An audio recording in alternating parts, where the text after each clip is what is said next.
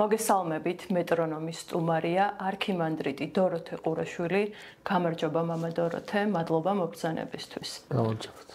საქართველოში ეკლესია საუკუნეების განმავლობაში იყო ერთ-ერთი მთავარი სოციალური საყრდენი. საზოგადოების კრიზისების დროს მის როლს განსაკუთრებული მნიშვნელობა ენიჭებოდა როგორც სულიერი ორიენტირის და საერთო ღირებულებების გამტარებლის. დღეს, როდესაც ქვეყანაში გვაქვს პოლიტიკური დაძაბულობა, საზოგადოების ნაწილი გაურკვეველია, ხშირად ელოდებიან სასულიერო პირების ხმას, თუმცა საპატრიარქო და სასულიერო პირების ნაწილი შეიძლება ითქვას, რომ დუმს. თუმცა ამას ვერ ვიტყოდით თქვენზე, თქვენ მკაფიოდ აფიქსირებთ პოზიციას, დგახართ ხალხთან ერთად და მონაწილეობთ პროტესტში.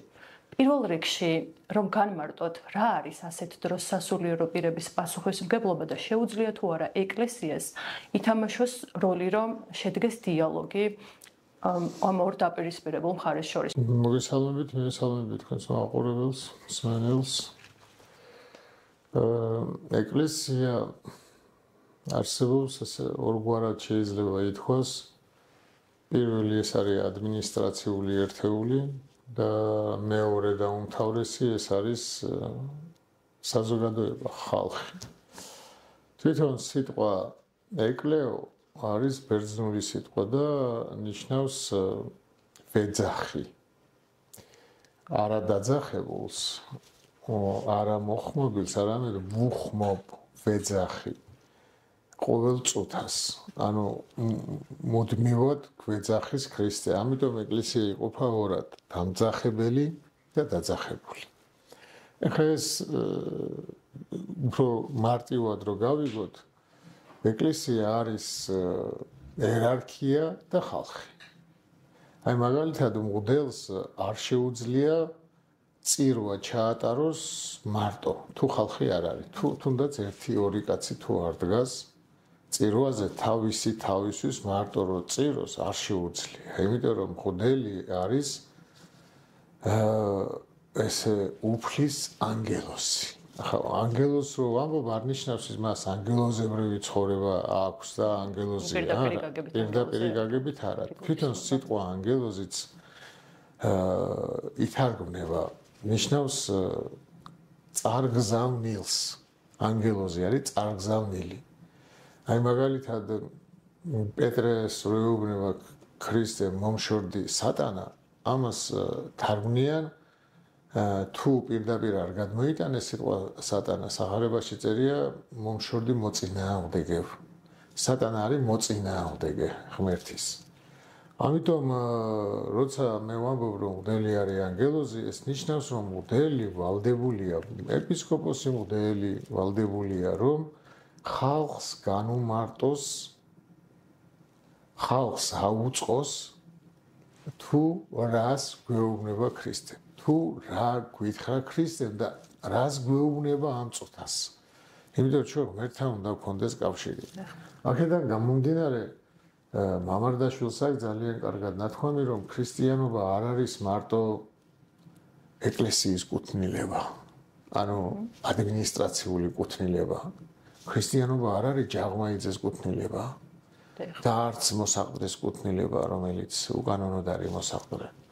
არამედ ქრისტიანობა არის ჩვენი ერის კუთვნილება და ღვთის ხმა ერმა უნდა გაიგოს სამოდელოებიდან პირველ რიგში. ღვთის ხმა ერს უნდა ესმოდეს ჩემგან, მათგან და ყველასგან. და როდესაც ერის სურვილი, ერის მისწრაფება არის დამოუკიდებლობა, თავისუფლება, მონობისგან განთავისუფლება, იქ თუ ერის გვერდით არ დადექი, მაშინ რა არის ჩემი მოწოდება? რისთვის ვარ მე მღვდელი?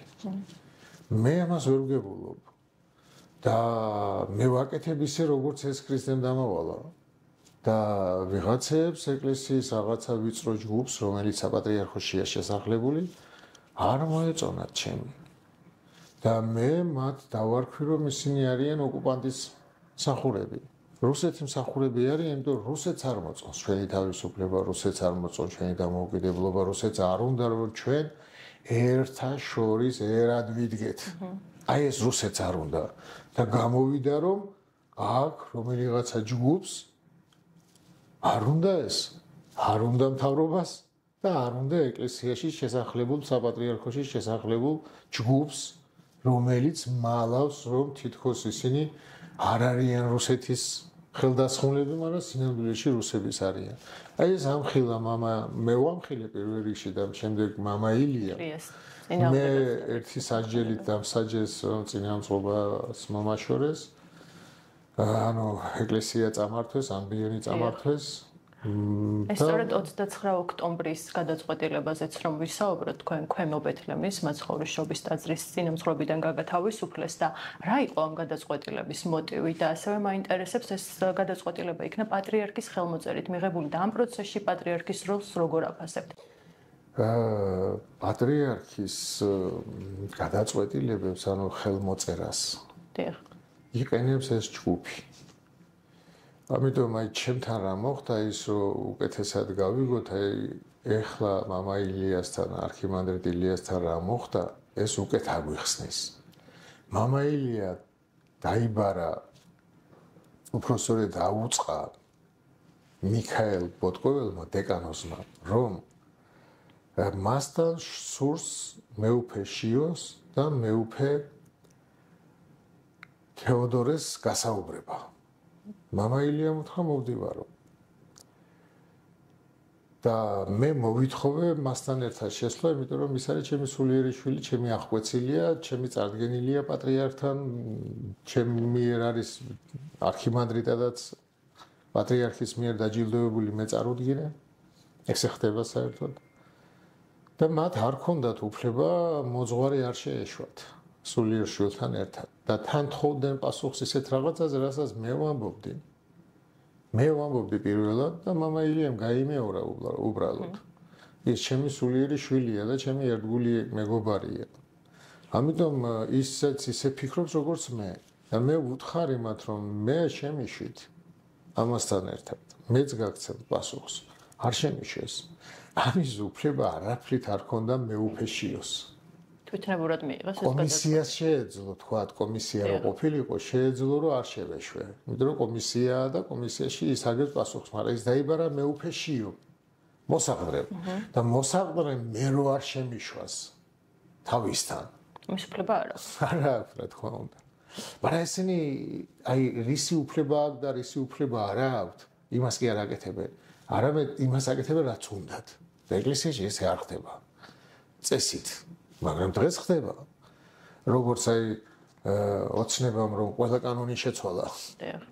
აი ზუსტად ესე ცდილობენ ეკლესია არის, რა ვიცი 2000 წლოვანი არის ეს ეკლესია და მოციქულთა კანონებით იწყება რჯულის კანონი, მოციქულთა კანონებით.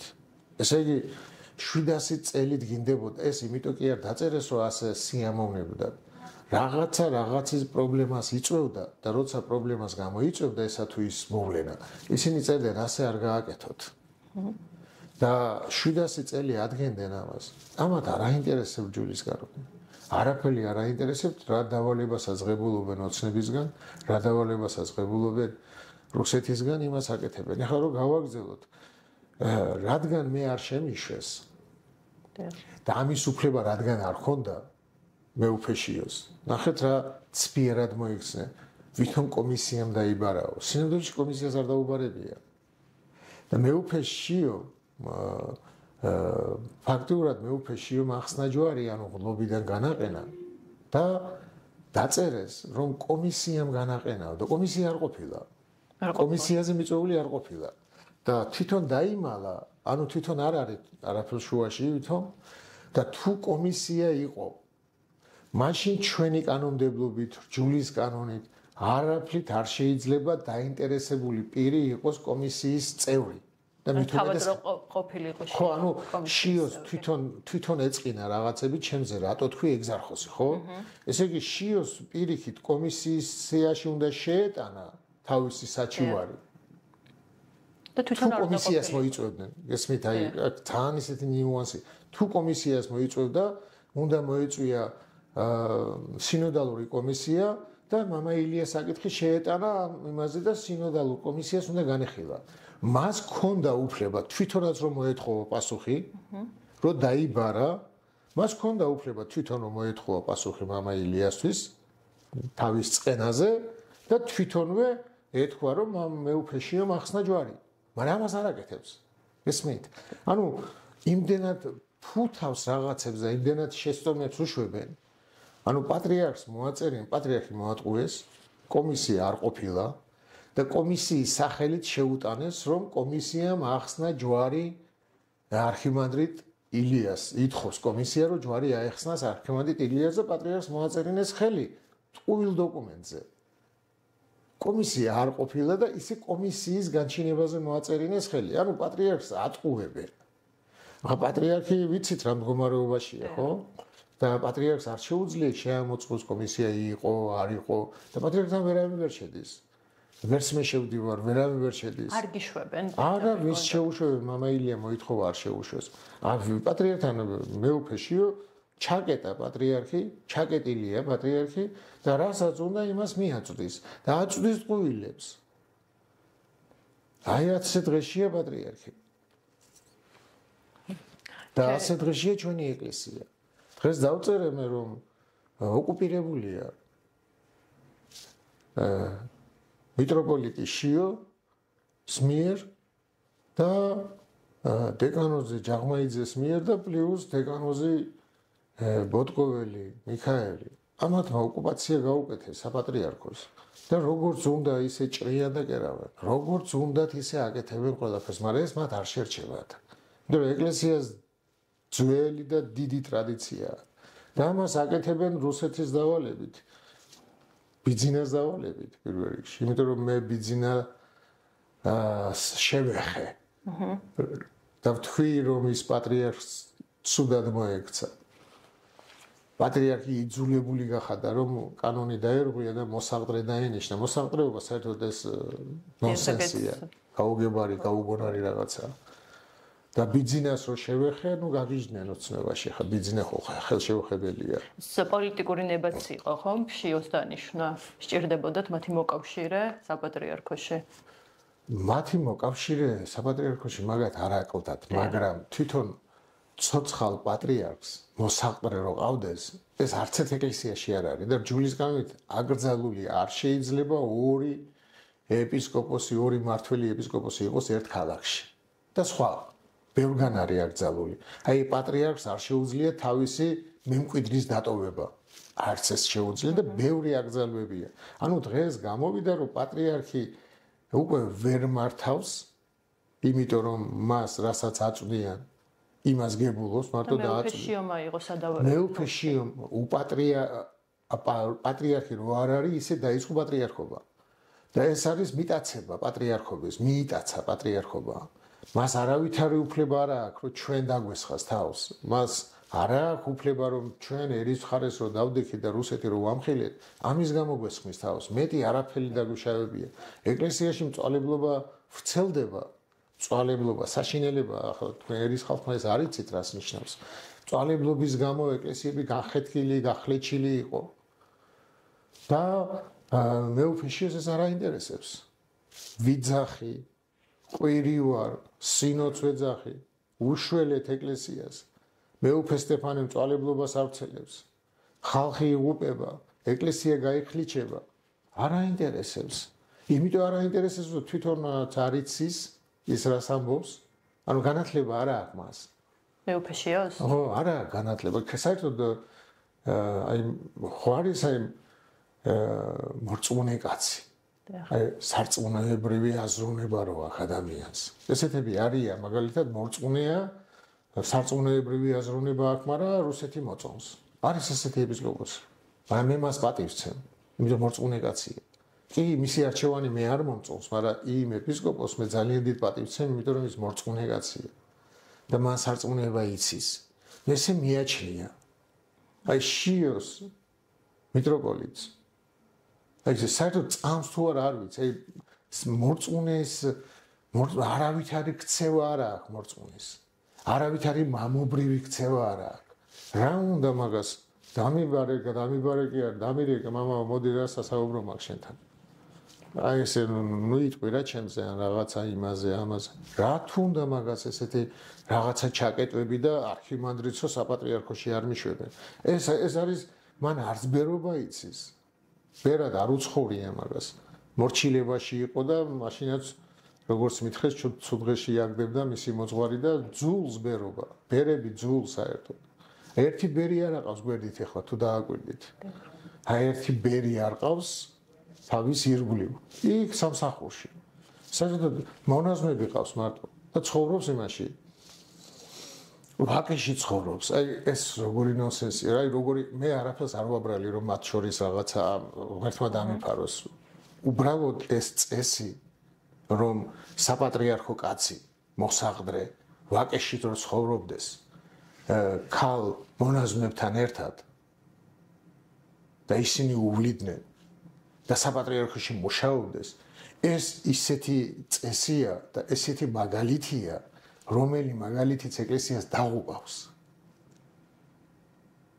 აი მსგავსი ქმედებები აშორებს თუ არა ხალხს ეკლესიისგან როდესაც უყურებენ რომ ესეთი ხალხი სადაა ხდება და თან პოლიტიკური დაკვეთის იარაღად იქცა ხედავთ ხალხს ეკლესიაში არა დაცლილია შეიძლება ხო და ტაძრები დაცლილია და ტაძრებში არიან მაგრამ ისინიც ისეთები არიან რომლებიც ძალიან იქსახურობენ ან რაღაც ნათესავია ან რაღაცა არის და ან რაღაცა პოლიტიკური მიზნები აქვს რა უნდა შეიცვალოს რა არის მთავარი რომ დაბრუნდეს ხალხი ეკლესიაში პირველ რიგში ალბათ უნდა დაიწყოს სწორედ აი მსგავსი ქმედებების აღმოფხვრა და დღეს არის თუ არა საპატრიარქოში რესურსი ან ზოგადად ხალხში რომ ეს ყველაფერი შეიცვალოს არა საპატრიარქოში მაგის რესურსი არ არის მაშინ როგორ შეიძლება მივიდე აი მე პოლიტიკოსებს ვეუბნები ხოლმე პოლიტიკოსებსაც აქვს ეს ისა ну ხალხი უნდათ ხო აიყოლიო არჩევნები იქნება თუ რა იქნება ხალხს ვეუბნებიან გამოდით ხმარი დაგვიჭირეთ და ხო და ეხლა მოხდა ისეთი რაღაცები პოლიტიკაში რომ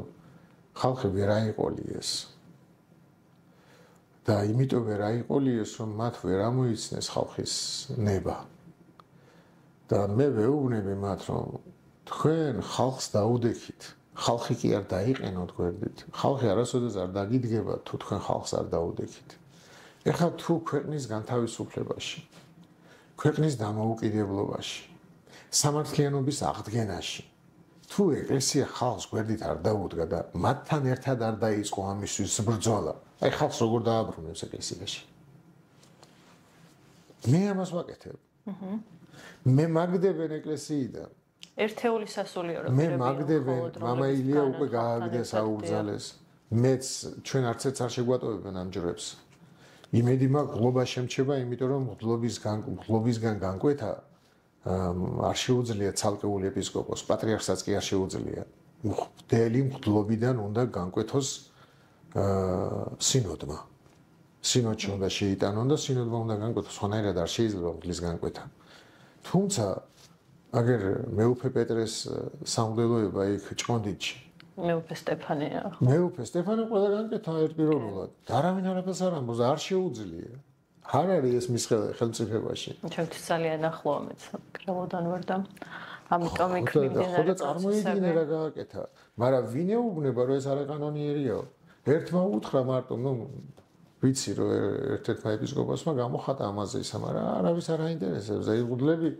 ერთპიროვნულად არ შეიძლება არც პატრიარქს არ შეუძლია განკვეთა არ შეუძლია სინოდმა უნდა განკვეთოს და სტეფანე შეუძლია ჩვენ ხედავთ რომ აი პროტესტში მონაწილე ადამიანების დასჯა მიმდინარეობს და ახლა გადავიდნენ თითქოს პროტესტში მონაწილე სასულიერო პირების დასჯაზე ჯერ იყო თქვენს წინააღმდეგ საქმე ახლა მამა ილიაც სადაც შეუჩერეს მოდელობს სახურება და ეს რას ნიშნავს და რა გზავნილია სხვა სასულიერო პირებისთვის ეს მამა ილიას რაც შეუჩერეს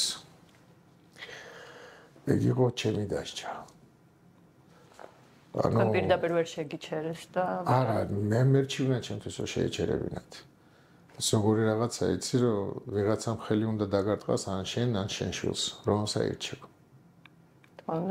ხო იგივე მეც იგივეს ავირჩევდი მე მერჩივნა რომ ჩემთვის აეხსნათ მაგრამ აი უნდათ რომ გული მატკინონ და რაღაც ესე ძალიან ცუდად იქცევია მაგრამ მე მაგათ არ ვაპატიებ სანამ ცოცხალი ვიქნები, კი ამბობს პავლე მოციქული, რომ შურს მიიძიება, მაგრამ ეს არ არის პირადი შურის ძიება. ეს არის ეკლესიის ძაქცევის გამო შურის ძიება. მე მაგათ ამას არ ვაპატიებ. არც ღმერთი აპატიებს, ღმერთი ჩემთან არის. და მე და ქრისტე განდევნით მაგათ ეკლესიიდან. ეს სიტუაცია, რაც დღეს გვაქვს ქვეყანაში და საპატრიარქოში, შეიძლება თუ არა მოგვარდეს იმით, თუ შეიძლება პოლიტიკური გარემო ჩვენს ქვეყანაში არის თუ არა ერთმანეთთან გადაჯაჭვული. აუცილებლად. ვერაფრით ვერ მოაგვარებ ეკლესიაში საკითხს პრობლემებს, თუ ბიძინა ივანიშვილი და ქართული ოცნება არ მოშორდა საქართველოს. თუ ხელისუფლება არ შეიცვალა, თუ არ მოვიდა ნორმალური ხელისუფლება, არ ვიცი ეს ვინ იქნება, მაგრამ ვიღაცები, ვინც იქ ქუჩაში დგანან, ესენი ძალიან კარგი ხალხია და ესენი თუ მოვიდნენ, მაშინ ყველაფერი დაალაგდება ეკლესიაშიც. ეკლესია არის მიტაცებული დიდი ხანია რუსეთის მიერ და აი ეს ჯგუფი, რომელიც იქ რუსეთის დიდი სურვილით აღმოჩნდნენ, ყველაფერს აკეთებს იმისთვის, რომ ოცნებას დაუდგეს გვერდით და ოცნებასთან ერთად საქართველოს გაიყვანოს რუსეთის დააყენოს რუსეთისკენ მიმავალ რელსებზე. ეს არ გამოუვათ, იმიტომ არ გამოუვათ, რომ რუსეთი საბედნიეროდ არ ძლიერდება, არამედ სუსტდება უკრაინაში ომის უკრაინელების მეოხებით და მე ხარდაჭერა აქვს თელი ცივილური სამყაროს. ლოცულობ უკრაინელებზე, რომ რამენაირად შეძლონ დაამარცხონ და გაიმარჯვონ რუსეთზე, რადგან მათი გამარჯვება ჩვენი გამარჯვებაა და ჩვენ მათ გარეშე ვერ მოვიშორებთ რუსეთს. ვერ მოვიშორებთ რუსეთს.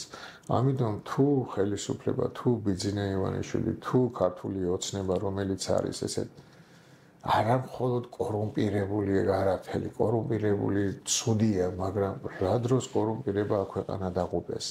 მეც რო ჩავერთე ამაში, მე ჩავერთე არა იმიტომ, რომ რომელიღაცა პოლიტიკური პარტია მომწონდა და ეს არ მომწონდა, არა. არც ერთი პოლიტიკური პარტიის გამო არ ჩავთვალ. ჩავერთე იმიტომ, რომ ქვეყანას ღუპავს ოცნება. ბიძინამ მოაშორა საქართველოს ყველა მეგობარი, ყველა ქვეყანა, ამერიკის შეერთებული შტატები საუკუნეებია. თავი პარტნიორი ჩვენი. ევროპასკენ საუკუნეებია მივილტვით. ამერიკა მთავარი პარტნიორია ჩვენი. დიდი ბრიტანეთი ყველა მოგვაშორა და ყველა შეაძულა ჩვენი ერი არა, მაგრამ ქვეყნის კურსი არის საშინელება. და ესე როგორ გაგრძელდება ცხოვრება? შეუძლებელია. ჩვენ რუსეთში ვერ წავალთ. არის ამის ნება და ეს პროტესტიც სწორედ ამის ნათელი მაგალითია. რა თქმა უნდა, რუსეთში ვერ წავალ და ახლა რუსები რომ მოდიან და აქ რო ცხოვრობენ, არ ვამბობ აგენტურაზე. აგენტურა იქ ბევრი იქნება, მაგრამ არიან მართლა პატიოსანი ხალხია, ჩემთანაც დადიან ტაძარში. ოჯახი დადის, ხატმწერის ოჯახი რუსი მოსკოვიდან, რომელიც მათ Facebook-ზე გამოაქვეყნა არა ომს, ესე დაწერა მარტო. და ყველაფერი შეუწყვეტეს ხაწერის ის დაუკეტეს ისა და წამოვიდა და ბავშვებს აგზდეს და არ მინდაო იქ ჩემი ბავშვები გაიზარდონ. და ეს ადამიანი და სხვები იმიტომ არიან საქართველოში, რომ საქართველოს ჯერჯერობით მაინც ვიზების და სხვა დანარჩენი სიკეთეების ხარჯზე ინარჩუნებს მაინც ევროპასთან გასასვლელ გზებს და ისუნდათ მაგათაც, სწორედ თუ საქართველოს ჩაიკეტა რა რუსეთში მაშინ ჯობია მოსკოვში იცხოვრონ, ვიდრე ჩაკეტილ საქართველოში, რომელსაც რუსეთი გადაყლაპავს. არც მათ მოუნდებათ აქ ცხოვრება. ამიტომ ეს არის საშინელი ჩვენი ტრაგედია ეს, ჩვენი ერის ტრაგედია. და ამ ტრაგედიის დროს ეკლესია რო დუმს და ვინც სხვას ამოიღებს იმას რო აჩუმებს. აბა როგორ დავიჯერო რომ ისინი ეროვნულები არიან? როგორ დავიჯერო ისინი რომ ქრისტიანები არიან? როდის გააკეთა ეს ქრისტემ, ან როდის გააკეთა მოციქულმა ეს რომელიმე? აი ესეც საშინელ დღეში ვართ. და ამას ყველაფერს კურირებს მიტროპოლიტი შიო დეკანოზი ანდრია ჯაღმაიძე და დეკანოზი მიქაელ ბოტკოველი. აი ესენი არიან საპატრიარქოში ჩაბუდებული რუსული FSB თუ KGB თუ რა ვიცი რას დაარქმევთ. ძალიან დიდი მადლობა მამა დოროთე, საინტერესო საუბარი იყო და მე გისურვებთ მხნეობას, გამძლეობას და იმედია მალე მივაღწევთ საერთო მიზანს, რომ ქვეყანა შეინარჩუნებს დაუბრუნდება თავის ევროპულ კურსს.